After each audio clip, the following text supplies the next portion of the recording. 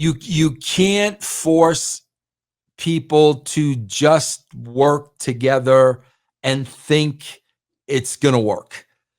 From day one, bro, Eric Bischoff and myself are two completely different animals. The first time I sat down with him, it was at a restaurant in Atlanta that's no longer there called Hops. You got to understand something, bro. He's sitting across the guy that ultimately was partially responsible for him losing his job at WCW, because I was writing for the WWE when we turned the tide, and then he got fired. And then on top of that, creatively, I was the guy hired to replace him.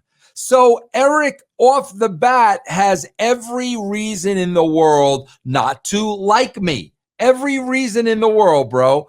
Plus, he wants his old job back, without a shadow of a doubt. Me, on the other hand, bro, the guy came across to me as arrogant, cocky, conceited, things that were important to Eric, money, power, they were not important to me. The thing that was always important to me, bro, was writing and producing the best show I possibly could.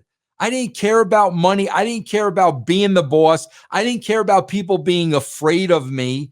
I get in the trenches and I work. So from day one, bro, you had two personalities here that were never going to get along. It did seem like an odd pairing. Yeah, it's just we're oil and water, bro. We're just two different people. Sometimes even sports, like they put guys together that, oh, they were good here, they're good there, let's put them together. It doesn't work. And then all of a sudden they play like a team, a cohesive team, like let's say WWE was, where they had all the pieces in place. There's no way to beat them because they're an actual team against guys that are just playing on their own, basically. That's it, bro. Absolutely. Yep. So with that, it almost kind of had your idea of the Millionaires Club, where all the old guys are together, all the quote unquote rich guys, they're together against the new blood, the young guys, some of them not so young, but the younger guys, maybe the mid card guys, maybe the guys that thought they deserved the push, Scott Steiner, Booker T, Jeff Jarrett, like those kind of guys. Is that the structure that he wanted to, or is that kind of your storyline? No, that was both of us, bro. We met beforehand, him and I, and we basically came up with that storyline and all that stuff together. April 10th, 2000 is pretty memorable Nitro. I mean, everybody hands over the title. Bischoff makes the funny remark to Sid, hand it over, make sure you don't have scissors, making little jokes, little shoot comments, I guess you would say in wrestling. But did you think that was going to be something? Because everybody was interested in it. Everything was hot, but that was almost like, okay, let's see if Bischoff and Russo can get along and for how long they can get along together. Bro, listen, there were, bro, he wanted his job back. And I was in the way of that. It wasn't going to work, bro. It just wasn't going to work. And the thing that really set me off, bro, here's what really set me off. I was doing all the work, and Eric was sitting in the high office. Eric would be like the Tuesday morning quarterback, whereas going into the show, he would like everything. And then all of a sudden Tuesday, I don't know if it was based on internet or what, but all of a sudden on Tuesday, he didn't like this, he didn't like that, and he didn't like the other thing. Okay. So my whole thing is, bro, either get in the trenches and freaking work, because you're not, to me, you're not mightier than thou. Okay, bro, I was the one that physically wrote the show. See, that's the thing, bro. A lot of people, this clown's one of them too. they think creative is coming to a meeting for an hour and throwing ideas out there. That's what they think creative. They have no idea, bro, what goes into writing a television show. This guy, Bischoff, they never wrote a television show, bro. I'm talking about from 1 minute to 3 hours. They never did that. They have no idea what it takes, bro. That is a lot of work. You've got to write out every promo with bullet points, every commercial break, every hook, every music entry. You got it, bro. It's literally like a movie script every week. That's what I did. I did all that work, bro. So now, I got this guy sitting up here. Oh, I didn't like this. I didn't like that. And I'm like, F this, bro. F this. And bro, that's why this doesn't get talked a lot about, but I called Brad Siegel because I was so sick of working with Eric and in this structure.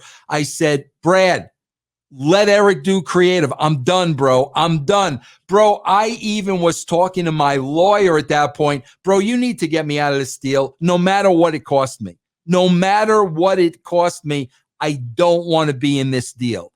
That's the position I was in. So I said, Brad, put Eric in charge of creative. I'm done. I'm done, bro. I can't work like this. Brad held an emergency meeting, bro. He had me and Eric fly out to LA, and it was the three of us in like some kind of a bus or a camper or something. And I basically said what I'm telling you now. I basically said that in front of Eric. These are some of the reasons why Eric really hates me, because I basically laid out to Brad, bro, let him write the creative, bro. If he thinks he could do it, let him do it. But bro, Brad was like, no, like that's not what I want. I want you to write the show. So it was kind of left like, okay, Vince, you're going to write the show on your own and Eric's going to stay out of it. That's how it was kind of left. Well, bro, that Sunday was Bash at the Beach. And from that point on, it was over. And we have a whole show, so I'm not going to get into it, but we have a whole show, me and you, on your YouTube, which is great. I think it's like 45,000 views. It's a really good amount of views, but anybody who hasn't seen it, definitely check that out. We go break that thing down into detail on Hogan's creative control and what was supposed to happen, all that. Bro, there were 2 times. Eric despises me, bro, because that time with Siegel, and there was one time with Dixie Carter where I called him out in front of Dixie. Bro, Eric does not like to be called out. Nobody calls out Eric, bro. Nobody. I guarantee you I was the only guy that did it, not once, but twice. That's why he has this hatred towards me. But bro, the reason why I did that is I'm not going to play politics. Let's get this all out in the open, man to man. I'll say what I want to say. You say what you want to say. Brad Siegel sitting right there. Dixie Carter sitting right there. So it's not behind anybody's back. It's all in the open. That's how I do business, bro. And like I said, man, I did it once with Siegel at WCW. Then I did it with Dixie, and that does not work well with him.